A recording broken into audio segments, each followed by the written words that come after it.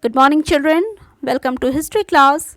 And today we will read chapter 5, that is Responsibilities of a Good Citizen 2.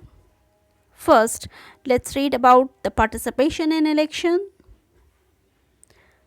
Children, school are the first place, these are the nurseries where a child is sent to learn the initial lessons of the democracy and the democratic norms and the procedures. And school elections are also meant for the learning the principles of democracy. What is democracy? So, democracy is a system of government by all the eligible citizens of a state where the people elect their leaders and these leaders take the decisions about the laws. And at a school level, student can also be motivated to participate in the school elections to elect a class monitor or a prefect, and these election process can inculcate or will inculcate a sense of responsibilities in the students. Also, the students can be made familiar with the whole process of the electioneering.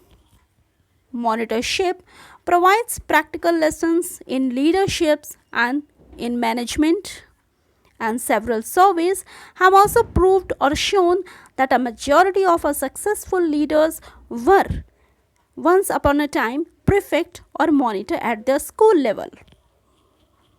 So, the main process of conducting the class election is just to instill a democratic spirit among the students and to equip them with the skills of good leadership. And students must actively participate in the school elections. They should adhere to the rules, regulations, and code of conduct for the various stages of the elections. Students, voter should evaluate the candidates on the basis of the merits only. And the staff members and the school administrations must ensure the fairness and uniformity while giving the judgment. Now let's read the qualities of a good monitor or a prefect. A student can be a good monitor if he possesses or she possesses the following qualities in him or her. First, he or she should be an understanding person.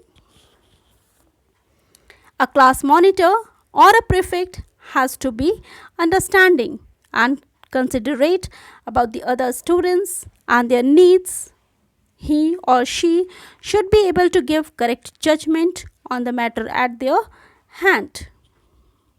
Then he or she should be a fair-minded or dispassionate.